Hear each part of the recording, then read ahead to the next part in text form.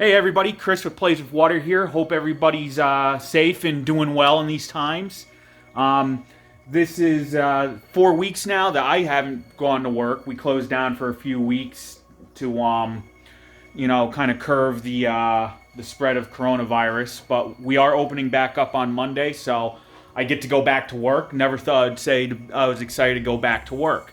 So anyway, since I've been home for 4 weeks and haven't really been going out, can't go hang out with friends or, even just enjoy the great outdoors because the weather's been kind of crummy up here in New England, I've been spending a lot of time in the fish room, cleaning, changing things around, making videos on YouTube.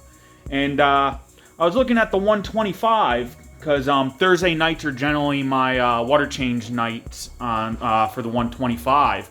So today the tank's looking nice and crisp, and it is my favorite tank. I really like the Oxalotl tank, how that's evolving. Since we redid Clementine's tank, that's looking good. But the 125 with this big, colorful fish, that's why I initially got into fish keeping about 13 years ago now.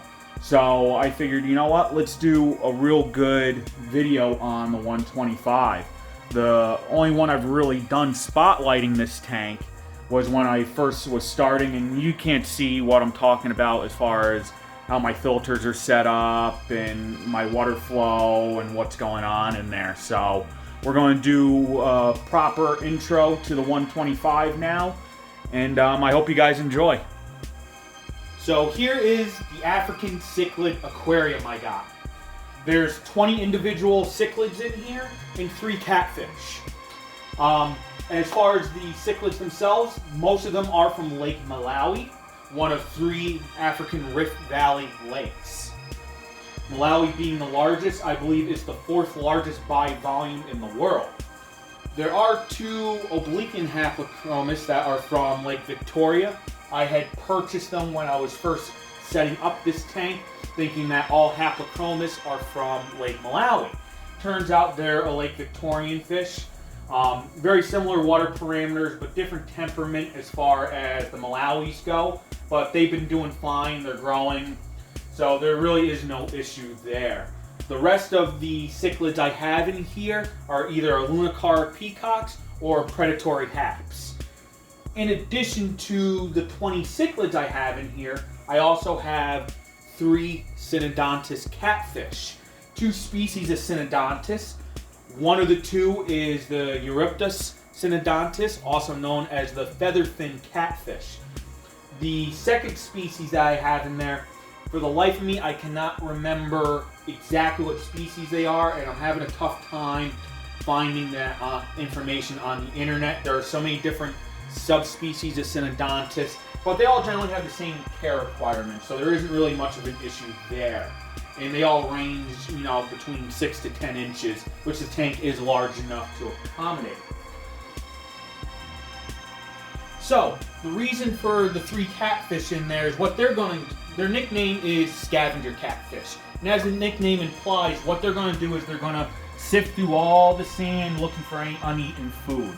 So the 2 benefits, obviously, to that is you're not going to have any decomposing food in the sand, and you're not going to get any dead spots in there. So it's constantly being turned over, and they're kicking up all the fish waste in addition to that to allow the filters to pick it up and get it out of there. The cichlids themselves are also going to do that to an extent. They like to go down and get mouthfuls of the substrate, move it around their mouth, try to get any food out of it, and spit it out. They also do that to kind of claim their own territory and make almost like a nest bowl. Luckily, I've removed generally all the females out of here, so I'm not really getting that issue. But that is why I have sand all along the rocks and on my power head. Now, the tank itself is a 125-gallon Aqueon kit. I purchased it from PetSmart. I believe it was around $500, give or take. But that included the 2 lights, 3 glass lids, the tank, and the stand. I'll probably end up upgrading the lights down the road to maybe a marine quality light just to get more vivid colors out of the fish. As far as the stand is concerned, I do like the stand. It's a good quality stand, but the problem with the way it's designed is I can't put a sump in there. And as these fish grow, and I'd like to add some more fish to this, get this to around 25, maybe 30 individuals, a sump is going to be the way to go. So those are all upgrades I'd like to make to this in the future. Well, now we'll talk about the dimensions of the tank.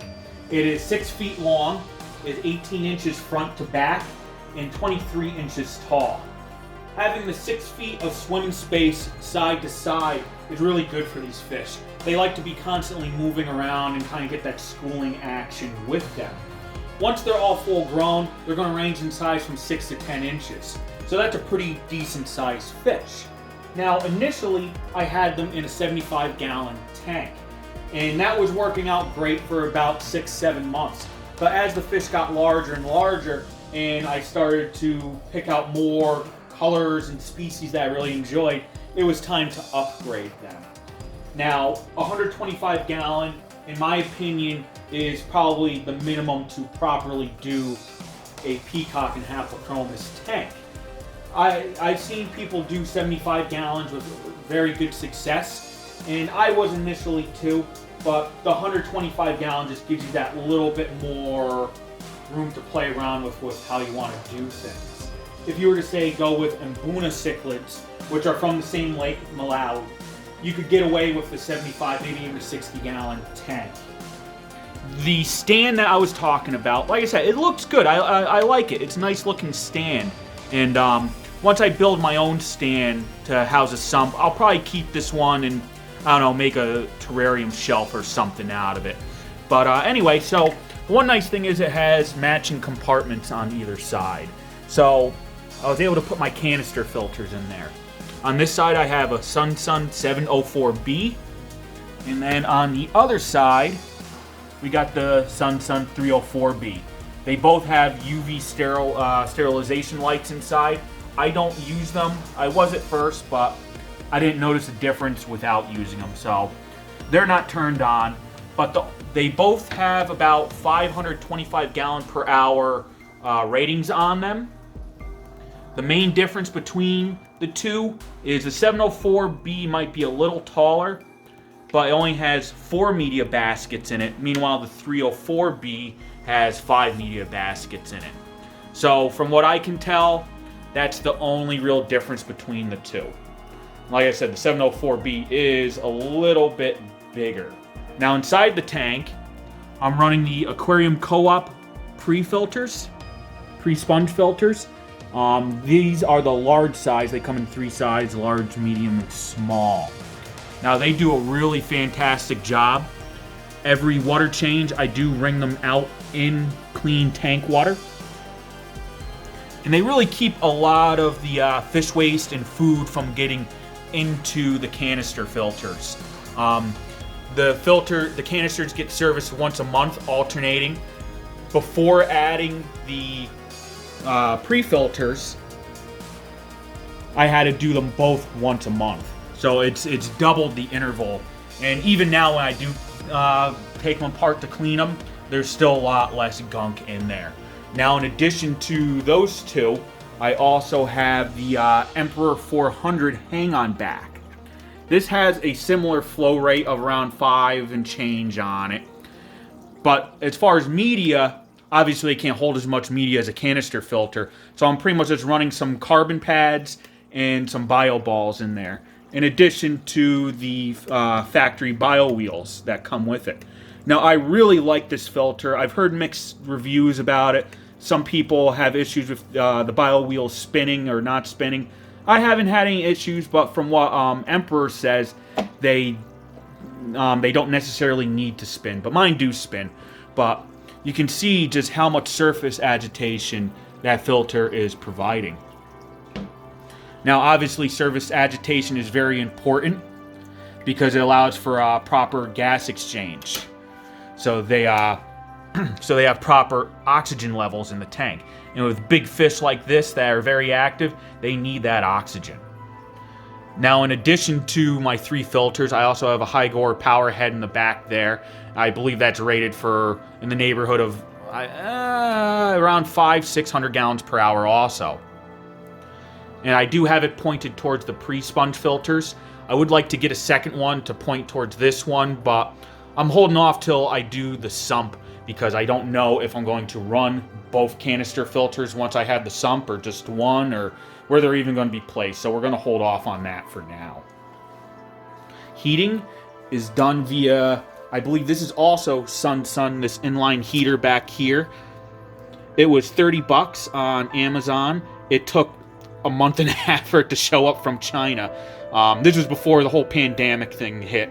I bet now it'd probably almost take a year to get, but I wish I'd bought a second one because it does work very well. It keeps the 125-gallon tank at around 79 degrees.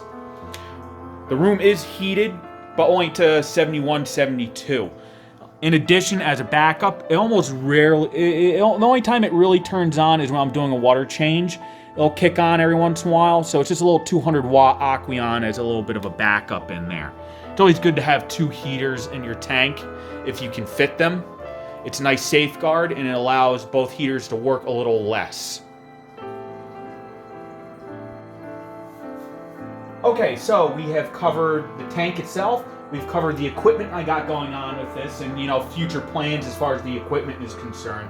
So let's talk a little bit about what I got inside of here. Like I said in the introduction, I got the 2 obliquins, which are from Lake Victoria, and the rest of the cichlids are from Lake Malawi. There are a handful of Haplochromis, and then the other half are Lunicara peacock cichlids, all different species of which, to get those different colors popping in and out of there. Some of my haps are female fish, which generally you don't want females in with the males because that's going to be an aggression inhibitor. Obviously, what do boys want? They want to get with the girls. So I did have some girls in here. I've sold off all those girls, and things have calmed down in here. The tank boss was a little pissed off at first. I believe he is a flame-tail Lunicara. He was a little pissed off that his ladies are gone, but he's kind of simmered down. Some of the Haplochromis are females, but they're individual species with no male of that species. I did that for the main reason of the males of some of these haps can be very aggressive and they get quite large. We're talking 10, 11-inch fish. And some of these females might get to 9, 10 inches, but they're much more subdued. So that was the planning behind that. And they still are quite beautiful fish. Most of these fish, when I purchased them, were, like I said with the obliquins, were around an inch, maybe 2 inches. Our tank boss there, he was a little tiny guy. I couldn't even tell what he was. I picked him up at Petco for like $8, and he just exploded into this giant 6.5-inch flame-tail cichlid. And he can be quite aggressive. He battles it out with this OB. I believe it's a dragon blood OB, but don't hold me to that. A lot of these fish I just bought at Petco on the cheap. As some of you may know, some of these larger, beautiful-looking cichlids can get quite expensive. So what a lot of guys, including myself, end up doing is they buy them as juveniles when they're not very colorful. And it works out to be a lot cheaper. You're talking I think my most expensive one in here was $20, which sure beats 40, 50, 60 and up per specimen. Now, the reason why I ended up accidentally breeding some fish, that's one that I kept, and that orange guy with the blue face is the other one I kept. But the reason why I ended up accidentally breeding was when you're buying them as juveniles, the big downfall is they are a little difficult to sex. Now, the males tend to be very colorful and vibrant, and the females are on the dull side. Compare them to birds, for instance. Birds tend to be very colorful for the males and less so for the females, very drab looking. So when you're buying them young, some turn out to be females. So I had some breeding going on in there, which is cool to breed fish, but I just didn't like the aggression. Who wants all that aggression in there? You get guys getting beat up. I've actually lost 2 fish to that tank boss, one of which was one of my favorites, my sunshine peacock. So I'd like to get another one down the road. Here's my deep water hap. He's doing very well. His colors are kind of hard to get on camera, but he is gorgeous. He's got that nice yellow stripe on his dorsal fin there. I also have a Sapphire Cichlid. The Latin name's eluding me right now. But he's starting to chip up nice. And if you don't know what the chips are, see those real iridescent looking shiny blue speckles on him? As he gets older, his whole body's going to be covered with those, hence the name Sapphire Cichlid. Over here I have a female living stone eye. That one I bought thinking it was a male. I'm glad it's a female, but the egg spots on its rear fin there, those dots, that generally tells you it's a male, but this turned out to be a female, so that's fine. In the back there, I have one of my Malomos. Getting close to 7 inches on that guy. Another one that I had bought around 1 or 2 inches. Now, one that's really growing on me that I've always loved these fish is the Malawi eye biter. I've heard my horror stories about him, so I'm keeping my eye on him. Apparently, Malawi eye biter there's a reason why they're called that. They can be aggressive and bite the eyes off of other fish. I've heard mixed things, but so far, so good. And hopefully that stays that way. He's around 6.5, 7 inches now. They can get quite large, so I'm curious to see when he gets that big. I've had him for probably about 9-10 months. He was 1.5 inches, maybe 2 inches at best. So he's growing quite well. Here we have my Z-Rock. I believe the name is Otopharynx Zimbabwe Rock. He is a German strand. I got him from a breeder.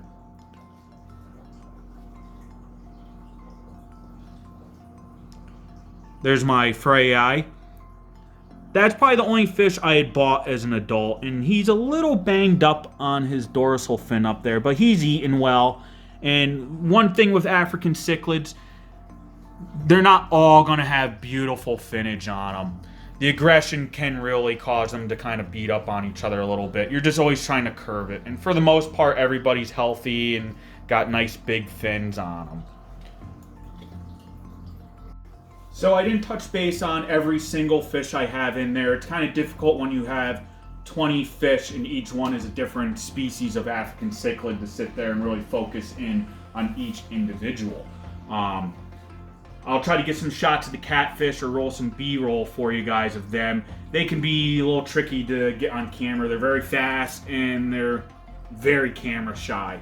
As far as the substrate, I got a little bit of a blend in there. I have some of the Imaginarium white sand from Petco.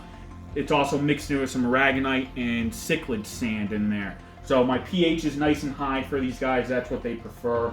As I mentioned earlier, the temperature is around 78, 79 degrees, and everything seems to be going well. So no complaints there. And yeah, that's pretty much the 125. I hope you guys enjoyed it, and we'll see you on the next one.